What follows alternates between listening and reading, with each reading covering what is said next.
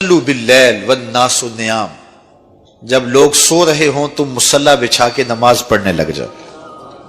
تمہارا رب کے ساتھ تعلق اس قدر مضبوط ہونا چاہیے کہ ایسے وقت میں کہ جب لوگ سو رہے ہوں تو تم سجدہ ریز ہو جاؤ، تاکہ ریاکاری کا امکان بھی مسترد ہو جائے۔ تو یہ چار کام جب تم کرو گے، رسول کریم نے ارشاد فرمایا تدخل الجنہ بالسلام، جنت میں سلامتی سے داخل ہو جاؤ۔ راستے کے جو مراحل ہیں، جنت کے اندر پہنچنے کے جو مراحل ہیں، وہ بھی سلامتی سے طے ہو جائیں گے۔ قبر بھی، حشر بھی، میزان بھی، پلزرات بھی، سارے مراحل آسانی سے طے ہوتے چلے جائیں گے اگر تم یہ چار کام کر لو۔ ان تین کاموں کا تعلق ہماری معاشرتی زندگی سے ہے، اور رات کی تنہائیوں میں مصلی بچھا کے نماز پڑھنا، اس کا تعلق جو ہے وہ ہماری نجی زندگی سے ہے، اور وہ جتنی تنہائی میں ہو اس قدر ہی اللہ کی رحمتیں زیادہ اترتی ہیں۔ دکھلاوے کی نمازیں اللہ قبول نہیں کرتا۔ قرآن مجید میں سورہ ماعون کے اندر ارشاد فرمایا سو خرابی ہے ان نمازیوں کے لیے جو اپنی نمازوں سے غافل ہیں اور لوگوں کو برتنے کی چیزیں بھی نہیں دیتے۔ معمولی چیزیں جو ایک دوسرے کو ہم عاریتاً دے دیتے ہیں وہ بھی نہیں دیتے اور نماز پڑھتے ہیں۔ تو یہاں نماز کا ذکر موجود ہے، لیکن پہلے ہماری معاشرتی اصلاح ہونی چاہیے۔ ان تین چیزوں کا خاص طور پہ ذکر کیا گیا کہ تم سلام کو پھیلاؤ، تم صلہ رحمی کرو، اور تم لوگوں کو کھانا کھلاؤ، بھوکوں کی اور پیاسوں کی مدد کرو، تو تمہارا رب تمہارے اوپر راضی ہوگا۔ اور پھر رات کی تنہائی میں تم اللہ کے حضور مصلی بچھا کے نوافل ادا کرو۔ ایک روایت میں آتا ہے کہ جب کوئی شخص رات کی تنہائی میں اٹھتا ہے اور اپنی بیوی کو اٹھاتا ہے، وہ نہیں اٹھتی، خیر یہ وضو کرنے چلا جاتا ہے تو واپس آتے ہوئے چلو میں تھوڑا سا پانی لے آتا ہے، اور پانی لے کر کے اس بیوی کے اوپر اس پانی کو چھڑکتا ہے، تو وہ اس سے اٹھ جاتی ہے۔ تو یہ مصلی بچھا کے نوافل پڑھنے لگ جاتا ہے، اور وہ بھی اٹھ کے وضو کرتی ہے، اور پھر وہ آتی ہے تو یہ نوافل پڑھ رہا ہوتا ہے۔ چارپائی کی دوسری سمت مصلی بچھا کے وہ بھی نوافل پڑھنے لگ جاتی ہے۔ حدیث میں آتا ہے جب وہ دونوں نوافل پڑھنے لگ جاتے ہیں رب مسکراتا ہے، اپنی شان کے مطابق رب مسکراتا ہے کہ میرے بندے کس طرح مخلوق سے چھپ کے میرے حضور سجدہ ریز ہیں۔ تو راتوں کی تنہائیوں میں جب لوگ سوئے ہوئے ہوں تو اس وقت سجدے کا ویسے لطف بھی اپنا ہی ہوتا ہے۔ چونکہ کوئی دیکھ رہا ہو تو کئی طرح کی باتیں ذہن میں آئی جاتی ہیں، لیکن تنہائی ہو، اندھیرا ہو، کوئی دیکھ نہ رہا ہو تو پھر اس کا اپنا لطف ہوتا ہے، اور سحری کے وقت اٹھ کے نماز پڑھنے کا سرور بھی اپنا ہے۔ اور میں کہتا ہوں کہ وہ ملنے کی گھڑیاں ہوتی ہیں، انسان کو ان گھڑیوں کے اندر اللہ کی خاص رحمتیں نصیب ہوتی ہیں، اور جو سحری کے سجدوں کا مزاج رکھتا ہے اللہ تعالیٰ اس کے من کے اندر روشنیاں ڈال دیتا ہے۔ اقبال کہتا ہے رومی ہو، غازی ہو، عطار ہو کہ غزالی، کچھ ہاتھ نہیں آتا بے آہ سحر گاہی۔ 1262 سے لے کر کے 1290 تک خاقان اعظم قبلائی رہا۔ اس کے اندر دلچسپی پیدا ہوئی، مختلف مذاہب کی طرف رغبت پیدا ہو گئی۔ اس نے مختلف مذاہب کے ماننے والوں کو اپنے پاس بلایا۔ غلام مرتضیٰ میکش نے یہ تاریخ اسلام میں سارا واقعہ لکھا ہے، اور اس نے بدھ مت کے لاماؤں کو، ہندوؤں کے بڑوں کو، جوگیوں کو، پادریوں کو، سب کو بلا کے کہا مجھے اپنے اپنے مذہب کے حوالے سے کچھ بتاؤ۔ تو جو عالم دین گیا مسلمانوں کی طرف سے، اس نے جہاد کی آیتیں پڑھی جس میں کفار کو قتل کرنے کا حکم نامہ تھا۔ تو قبلائی خان نے کہا کہ تمہارا دین کافروں کو قتل کرنے کی تلقین کرتا ہے؟ اس نے کہا ہاں۔ تو کہا پھر آپ ہمیں قتل کیوں نہیں کرتے؟ تو کہا کہ ہمارے پاس طاقت نہیں ہے۔ تو اگر طاقت ہو تو کہا پھر ہم تمہیں کاٹ دیں۔ تو اس نے وہیں کھڑے کھڑے حکم نامہ جاری کیا کہ ان کا دین اگر ہمیں قتل کرنے کا حکم دیتا ہے، طاقت نہ ہونے کی وجہ سے یہ رکے ہوئے، تو پھر یہ کیوں زندہ بچے؟ اس نے فوراً حکم نامہ جاری کیا جو مسلمان سامنے ہے اس کو کاٹ دو۔ مسلمان گاجر مولی کی طرح کٹنے لگے۔ یہ کلمہ حق کہہ کے آیا تھا وہاں۔ اس دور کے صوفی بزرگ اور عالم شیخ جلال الدین علیہ رحمہ، پتہ چلا کہ یہ ایک عالم کی لغزش سے سب کچھ ہوا ہے۔ عالم کا پھسلنا عالم کا پھسلنا ہے۔ تو گئے جا کے بادشاہ کو کہا کہ بادشاہ کیا ماجرا ہوا؟ کہا تمہارا دین ہمیں قتل کرنے کا کہتا ہے اور ہمارے پاس طاقت ہے، پھر ہم آپ کو کیوں چھوڑے؟ تو کہا صاحب وہ دین کی تعبیر کو سمجھتے نہیں تھے جنہوں نے آپ کو بتایا۔ حالت جنگ کے یہ احکام ہیں۔ عام دنوں کے اندر تو اسلام یہ نہیں کہتا، اور حالت جنگ کے اندر آپ بتائیے کون کسی کو چھوڑتا ہے؟ لیکن میرا اسلام پھر بھی بچوں کو چھوڑتا ہے، میرا اسلام پھر بھی خواتین کو چھوڑتا ہے، مذہبی رہنماؤں کو چھوڑتا ہے۔ اس نے کھڑے کھڑے حکم نامہ جاری کیا کہ جو کٹ گئے ابھی تلوار نیام میں ڈال لی جائے۔ تو صاحب جب تک عدل نہیں ہوگا، جب تک آپ یک سیر علم را دامن عقل باید، ایک سیر علم کے لیے 10 من عقل چاہیے۔ اگر آپ ترازو کے دونوں پلڑے برابر نہیں رکھ سکتے تو تمہیں تولنے کے لیے بٹھایا کس نے؟ اقبال کہتے ہیں کہ تمہیں کیا خبر کتنے سفینے ڈبو دیے، تمہیں کیا خبر کتنے سفینے ڈبو دیے، صوفیے ملا کی کم اندیشی نے کتنے گھر اجاڑے اور امت کو کہاں سے کھڑا کر دیا۔ میرا رب کہتا ہے وَكَذَلِكَ جَعَلْنَاكُمْ أُمَّةً وَسَطًا، ہم نے تمہیں امت وسط بنایا۔ ترازو کے دونوں پلڑوں کو برابر رکھنا، دونوں پلڑوں کو جھکنے نہ دینا۔ اللہ کے محبوب علیہ السلام نے دونوں پلڑے رکھے۔ المومن غر کریم، مومن سادہ مزاج ہوتا ہے، بھولا بھالا سیدھا سادہ ہوتا ہے۔ اللہ اکبر۔ اب مومن کا سیدھا سادہ ہونا یہ کہیں ایسا ہی نہ ہو کہ لوگ اس کو دعوے لگاتے رہیں۔ کہا فطرتاً تو ایسا ہی ہوتا ہے، اس کی طبع ہے کہ وہ اعتبار کر لیتا ہے، لیکن دوسرے مقام پہ کہا بیلنس بھی کر لو۔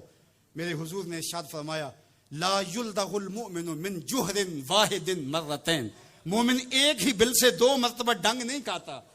اگرچہ وہ چالاک نہیں ہے لیکن زیرک ضرور ہے، اگرچہ وہ مکار نہیں ہے لیکن بصیرت کا نور اللہ نے اس کے سینے میں رکھا ہے۔ کہا اس کی فراست قلبی سے ڈرو، وہ اللہ کے دیے ہوئے نور سے دیکھتا ہے۔ عقیدوں کے اندر جب غلوف پیدا ہوتا ہے تو اغیار کی سازشوں کا ہم نادیدہ اور دیدہ طور پہ شکار ہو جاتے ہیں۔ اقبال نے کہا تھا کہ تو کہ نشناسی خفی راز جلی ہوشیار باش، اے گرفتار ابو بکر و علی ہوشیار باش۔ کہا تو نہیں جانتا کہ تیرے ساتھ کیا کھیل کھیلا جا رہا ہے، ابو بکر اور علی کو آپس میں مقابل کھڑا کرنے والے ہوشیار ہو جا۔ یہ غیار کی سازش ہے، یہ دونوں کرنیں سینہ محمد عربی کی ہیں۔ ابو بکر بھی حضور کے ہیں، علی بھی حضور کے ہیں، عثمان بھی حضور کے ہیں، اصحاب بھی رسول کے ہیں، اہل بیت بھی حضور کے ہیں۔ ہم ان کی چوکھٹ کے فقیر بھی ہیں اور ان کے در کے بھی غلام ہیں۔ ہمیں تو ان کی وساطت سے دین ملا ہے، ہم ایک کا نام لے کر کے دوسرے کی نفی نہیں کر سکتے۔ سید علی المرتضیٰ فرماتے حضور نے میرے بارے فرمایا یہلک فی رجلان محب مفرط و مبغض، علی تیرے معاملے میں آ کے 2 لوگ برباد ہوں گے۔ تیرا معاملہ حضرت عیسیٰ والا معاملہ ہے، ایک نے حضرت عیسیٰ سے بغض رکھا اور ان کی ماں پہ تہمت لگا دی، اور ایک نے حضرت عیسیٰ سے اتنی محبت کی انہیں ابن اللہ کہہ دیا، دونوں گمراہ ہو گئے۔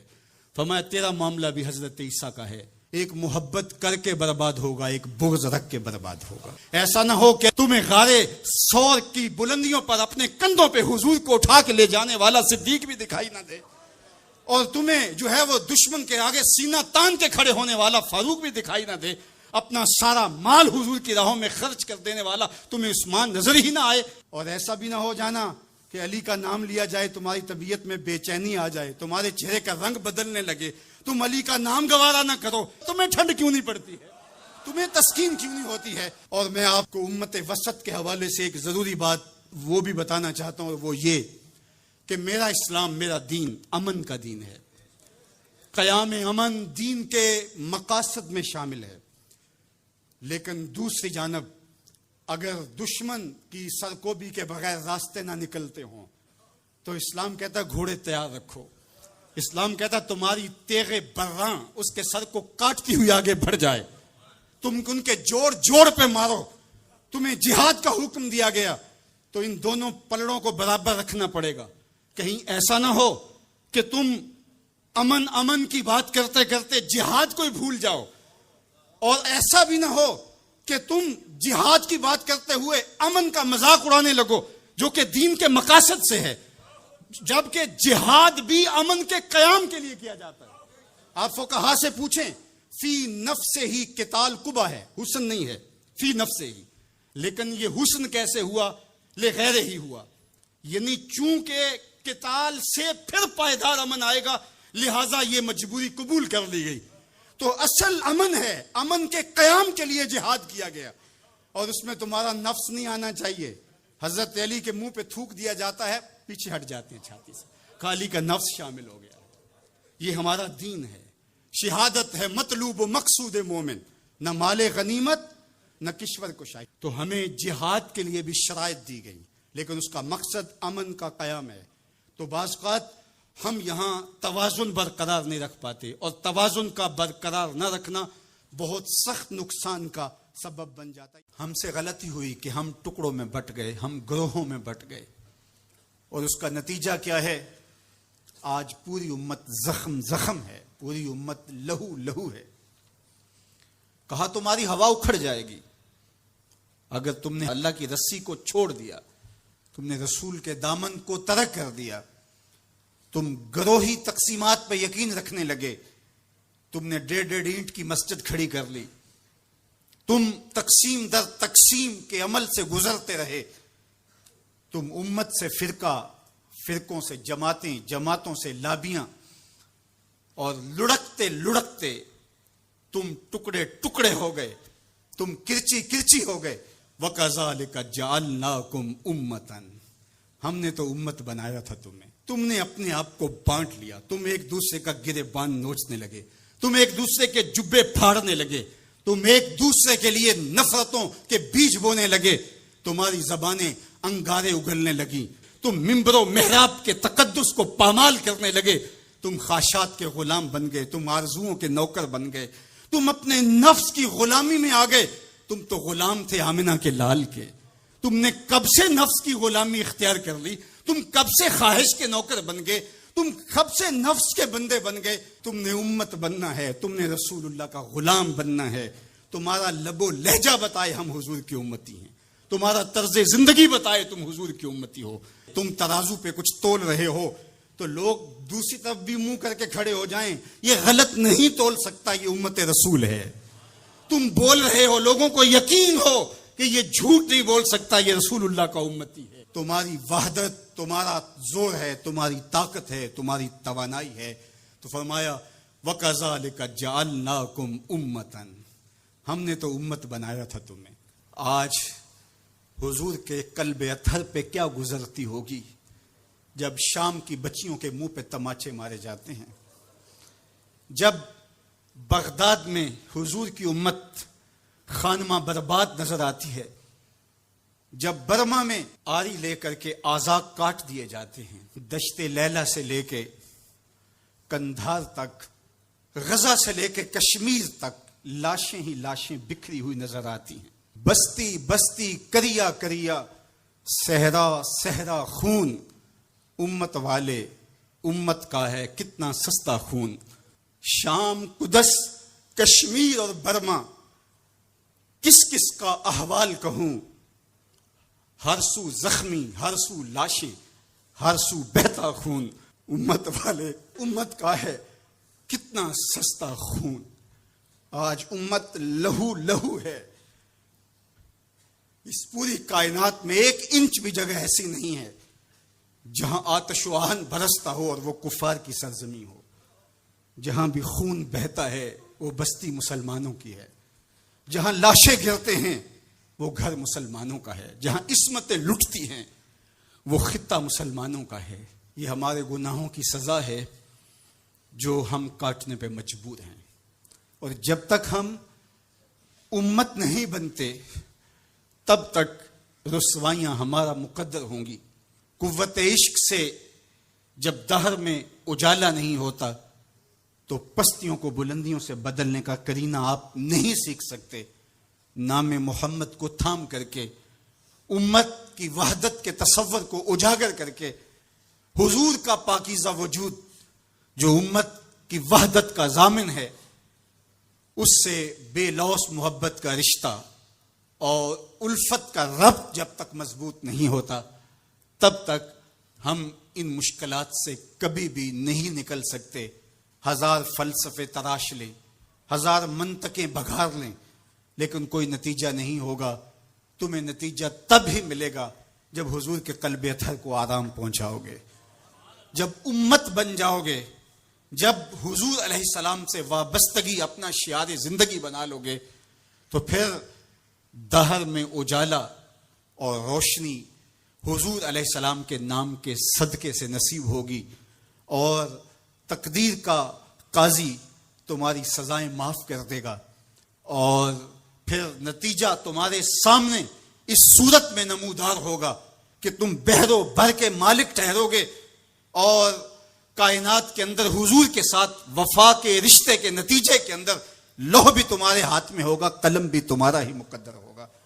لیکن شرط یہ ہے کہ تم صحیح معنی کے اندر امت بن جاؤ. وَأَنْتُمُ الْأَعْلَوْنَ إِن كُنتُم مُؤْمِنِينَ. یہ میرے رب کا وعدہ ہے, اور میرے رب کے وعدے سچے ہوتے ہیں. کہا تم ان کے بن کے تو دیکھو, عزت کا تاج میں تمہارے سر پہ رکھوں گا. میں آپ سے پوچھتا ہوں, اس دنیا پر, اس عالم رنگ و بو میں, اس مادی کائنات میں سب سے زیادہ آپ کے کندھوں پر کس کے حق ہیں؟ تو آپ سب کہیں گے ماں کے حق. والد اولاد کی تربیت کرنے کے لیے مشقت سہتا ہے, کمائی کرتا ہے, یہ ایک مرحلہ ہے اس کا. ماں 9 ماہ تک اس کو اپنے پیٹ میں رکھتی ہے, ایک مرحلہ یہ. پھر ولادت کا دوسرا مرحلہ, زچہ بچہ دونوں کے لیے موت و حیات کی کشمکش ہے. اور تیسرا مرحلہ اس کی تربیت کا, جس کا باپ شامل ہوتا ہے. تو ماں کے 3 حق بیان کیے اور باپ کا 1 حق بیان کیا. مجھے بتاؤ, وہ ماں اور وہ باپ جو اولاد کو اپنی آنکھوں کا تارا اور نور نظر کہتی ہے, کیا اس کے حق ساری زندگی بھی کوئی لگا رہے تو ادا کر سکتا ہے؟ کسی نے کہا کہ میں نے ماں کو اپنے کندھوں پہ اٹھا کے حج کروایا, اور موسم میں حدت اور گرمی اتنی تھی کہ گوشت کا ٹکڑا زمین پہ پتھر پہ ڈال دیا جاتا تو وہ بھن کے کباب بن جاتا. کیا میں نے اپنی ماں کا حق ادا کر دیا؟ کہا تیری ولادت کے وقت جو اس نے تکلیف سہی, اس تکلیف کے ایک جھٹکے کا حق بھی ادا نہیں ہوا. یہ تیری ماں ہے. کیا تو اتنی بے وفا ہو گئی ہے کہ اس ماں کی مرضی اب تیری مرضی نہیں رہی؟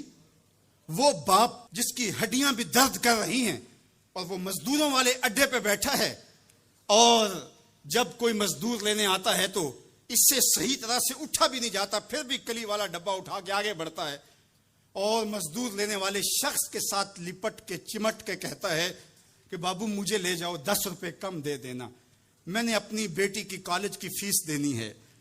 وہ باپ جس کی ہڈیاں دکھ رہی ہیں اور جا کے دیوار پر کلی کر رہا ہے, اس کی کمائی سے کالج میں پڑھنے والی بیٹی کو ایک خاتون ایک سجے ہوئے دفتر میں بٹھاتی ہے اور کہتے تو پدر شاہی نظام کے خلاف بغاوت کر, تیرا جسم تو تیری مرضی ہونی چاہیے, باپ ہوتا کون ہے؟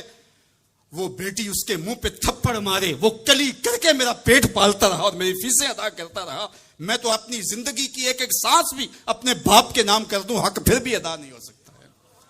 میرا باپ میری تعلیم کا ضامن ہے, میری زندگی کا ضامن ہے, میری عزت اور آبرو کا پہرے دار ہے.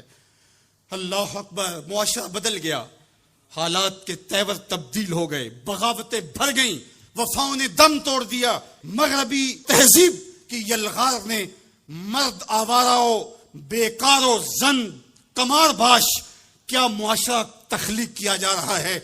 میرے حضور کے غلاموں, آؤ ہم نے دین حضور سے لینا ہے, اور یہ سارے چونچلے اور یہ ساری مغربی وظیفہ خور تنظیمیں یہ دم توڑ کے رہ جائیں گی. اس کائنات کے اندر اور اس وطن کے اندر جھنڈا لہرائے گا تو محمد عربی کے نظام کا ہی لہرائے گا انشاءاللہ. اس کے لیے میں اور آپ نے اپنی زندگی کی ایک ایک سانس لگانی ہے. ہم حضور کے دین کو کھڑا کرنے کے لیے اور حضور کے نظم کو غالب کرنے کے لیے اپنی زندگی کے ایک ایک سانس کو حضور کے نام وقف کریں گے. میری زندگی کا مقصد تیرے دین کی سرفرازی, میں اسی لیے مسلمان, میں اسی لیے نمازی. ہمارے اوپر سب سے بڑا حق ہمارے اللہ کا ہے, پھر رسول اللہ کے حق ہیں, پھر اس کے بعد ہماری ماں کے, ہمارے باپ کے, ہمارے مرشدوں کے, ہمارے استاد. ہم احسان فراموش لوگ نہیں ہیں کہ کبھی باپ کو پدر شاہی نظام کے ساتھ مسترد کریں, کبھی ماں کے چہرے پہ لات مار دیں کہ تم کون ہوتی ہو میری زندگی میں مداخلت کرنے والی. ہم تو رشتہ بھی کرنا ہوتا ہے تو بوڑھی دادی امی سے بھی پوچھتے ہیں. جب تک وہ ہاں نہیں کرتی تو گھر کے اندر ماحول ہی نہیں بنتا ہے. ہمارا دین، ہمارا کلچر، ہماری تہذیب، ہمارا تمدن ہمیں یہ سکھاتا ہے لیسا منا من لم یرحم صغیرنا ولم یوقر کبیرنا، جو چھوٹوں کے ساتھ شفقت سے پیش نہیں آتا اور بڑوں کے ساتھ جو ہے وہ توقیر سے پیش نہیں آتا. میرے حضور نے فرمایا میرے ساتھ اس کا کوئی تعلق، کوئی ربط، کوئی رشتہ نہیں ہے. تو ہمارا دین تو ہمیں یہی سکھاتا ہے. تو ایک امت بنو، دوسرا امت وسط بنو، تو پھر دیکھنا تم پھر بڑھتے رہو گے اور تمہارا بڑھنا منزل آشنا ہوگا. اور تو راہ نورد شوق ہے منزل نہ کر قبول، لیلا بھی ہم نشیں ہو تو محمل نہ کر قبول. تیرا تو مطمع نظر، تیرا تو ہدف ہی کچھ اور ہے. تو دنیا کے لیے نہیں ہے، دنیا تیرے لیے ہے. تو خواہشات کا دیوانہ نہیں ہے، بلکہ زمانہ تیری دہلیز پہ باندیوں کی طرح نوکری کرے گا. من کان للہ کان اللہ لہو، تو ان کا ہو کے دیکھ زمانہ تیرا ہو جائے گا. میں تو حیرت میں ڈوب جاتا ہوں جب خواتین ہاتھوں میں پلے کارڈ اٹھائے میرا جسم میری مرضی کا نعرہ لیے میدان عمل میں کود پڑتی ہیں. اور پھر اس سے بڑے دکھ کی بات یہ ہے کہ ہمارا میڈیا ان کے پیچھے کسی نہ کسی انداز سے کھڑا ہو جاتا ہے اور ایک ماحول پیدا کیا جاتا ہے کہ اس کی زیادہ سے زیادہ تشہیر ہو. میرا معاشرہ، میرا دین، میری مشرقی روایات، میرا کلچر، میرا تمدن، میری تہذیب اس کی حمایت نہیں کرتا. میرا دین تو مجھے اس بات کا سبق دیتا ہے، میری بہن کو، میری بیٹی کو، میری ماں کو، میری بیوی کو میرا دین یہ سبق دیتا ہے کہ وَلَا تَضْرِبْنَ بِأَرْجُلِهِنَّ لِيُعْلَمَ مَا يُخْفِينَ مِنْ زِينَتِهِنَّ، کہ وہ اتنے زور سے قدم بھی نہ رکھیں کہ ان کے پاؤں میں پڑے ہوئے پازیب کی چھنکار غیر مرد کے کانوں تک پہنچے.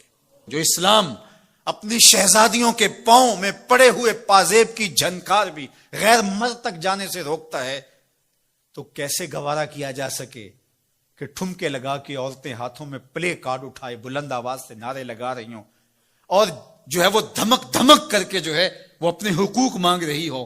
تم حقوق کس سے مانگتے ہو؟ محمد عربی نے تمہیں 14 صدیاں قبل حقوق دیے.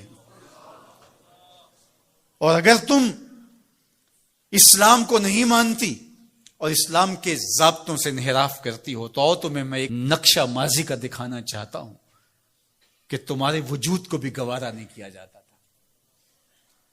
اٹھا کر کے سسکتی بچی کو زندہ درگور کر دیا جاتا تھا. بھائی اس لیے کاٹ دیتا تھا کہ کل کوئی میرا بہنوئی نہ کہلائے. عکاس کے میلے میں بیٹوں کے ہاتھوں مائیں فروخت نہیں ہوئی. تذلیل کا اور کیا روپ تھا جو عورت نے نہیں دیکھا تھا. یہ تو اسلام کا فیض ہے کہ اسلام نے ماں کا روپ دیا، اسلام نے عورت کو بہن کا روپ دیا، عزتوں کی مسند پہ بٹھایا. بیٹیاں زندہ درگور ہو رہی تھی، میرے حضور نے کہا میری فاطمہ میرے جگر کا ٹکڑا ہے. اس کو بتایا کہ تو تکریم کی جگہ پہ ہے، تو عزت کے مقام پہ ہے. اور حضور علیہ السلام سے سیدہ ملنے آتی، حضور اٹھ کے استقبال کرتے. عورت کہتی ہے مجھے حق نہیں دیا گیا جتنے حق تجھے دیے گئے. مرد کو وراثت میں ایک حق دیا گیا، عورت کو 2 حق دیے گئے. وہ باپ کی وراثت میں بھی حق لیتی ہے، شوہر کی وراثت میں بھی حق لیتی ہے. اس کو 2 حق دیے گئے. تو یہ تو عزت اسلام کی دی ہوئی ہے، یہ تو وقار اسلام کا دیا ہوا ہے. اسلام نے تجھے تکریم کی مسند پہ بٹھایا ہے، اسلام تمہیں عزت کے مقام پہ بٹھایا ہے. تو آوارہ ہو گئی، تو ہاتھ میں پلے کارڈ اٹھائے بازاروں میں گھومنے لگی، آوارگی کو اپنا حق سمجھنے لگی. یہ تو نقص تھا، یہ تو جاہلیت کے زمانے کی عورتوں کا مزاج تھا. تجھے تو یہ کہا گیا فلا تخضعن بالقول فیطمع الذی فی قلبہ مرض.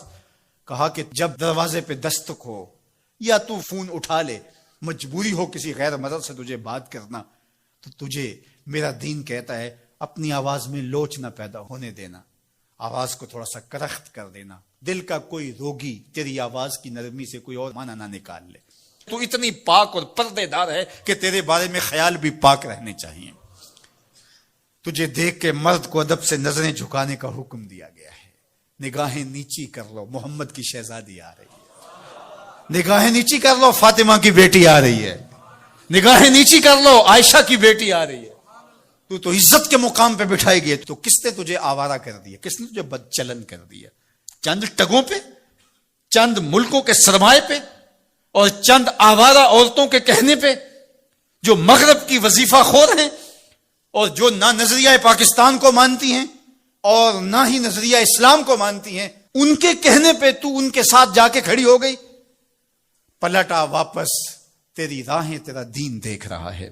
یہ 4 دن کی زندگی ہے، یہ بکھر کے ٹوٹ جانے والی سانسیں ہیں۔ آ جا، تیرا دین انتظار کر رہا ہے، تیری نسلیں تیرا انتظار کر رہی ہیں۔ بطول باش و پنہا شو ازیں اثر کہ در آغوش شبیر بگیری۔ اقبال نے کہا بہن بطول بن جا اور زمانے کی نگاہوں سے پوشیدہ ہو جا، پھر تیری آغوش میں بھی حسین کے جانشین پیدا ہوں گے۔ تو مغرب کی ٹینو نہیں ہے، تو محمد کی بیٹی ہے، اور تیرا پردہ تیرے لیے بوجھ نہیں ہے، تیرے پردے کی ایک ایک سلوٹ تیری آبرو کا پیرا ہے۔ تیرا برقع تیری عظمتوں کا نشان ہے۔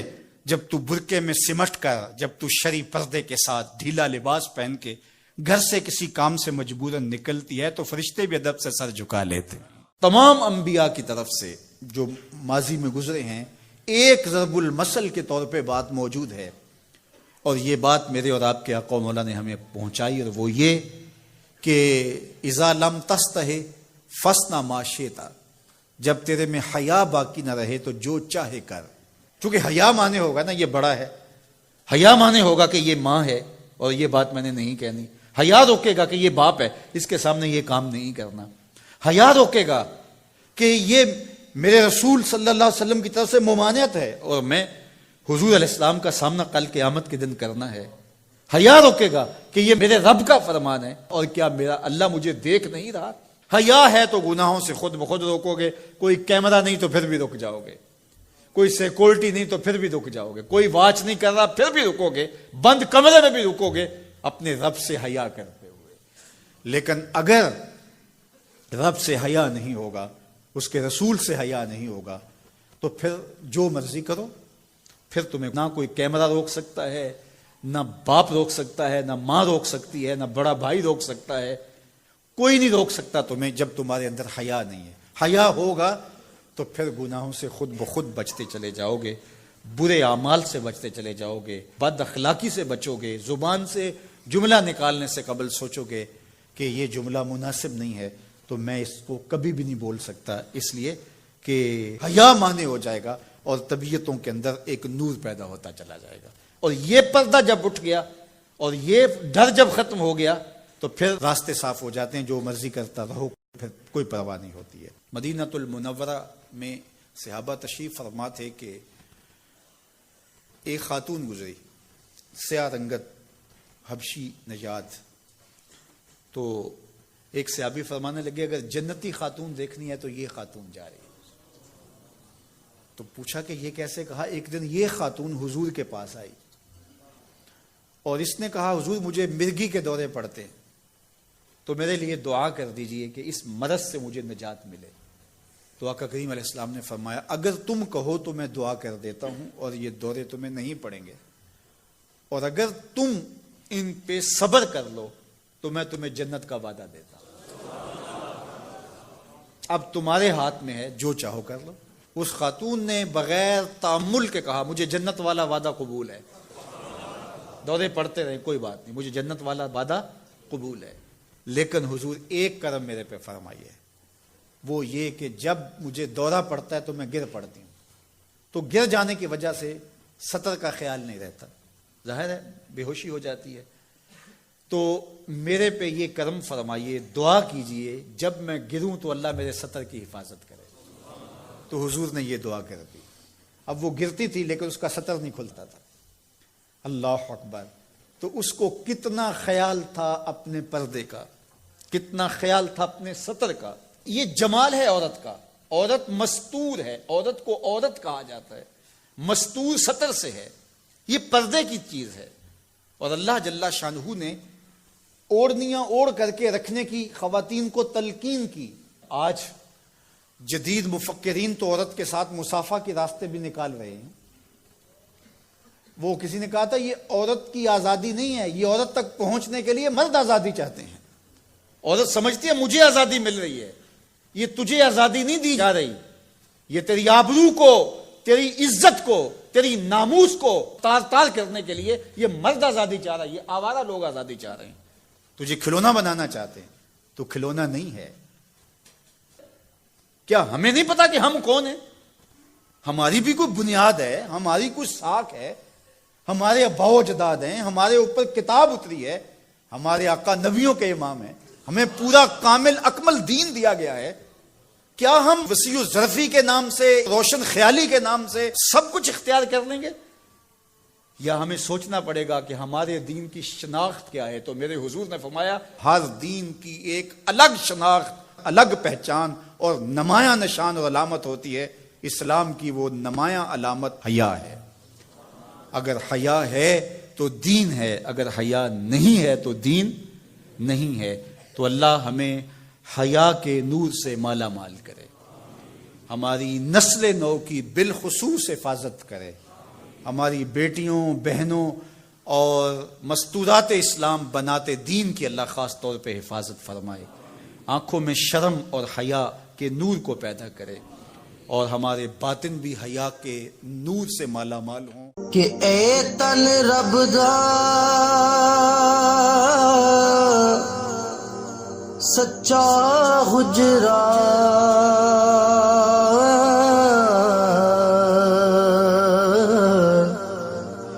تے کھڑیا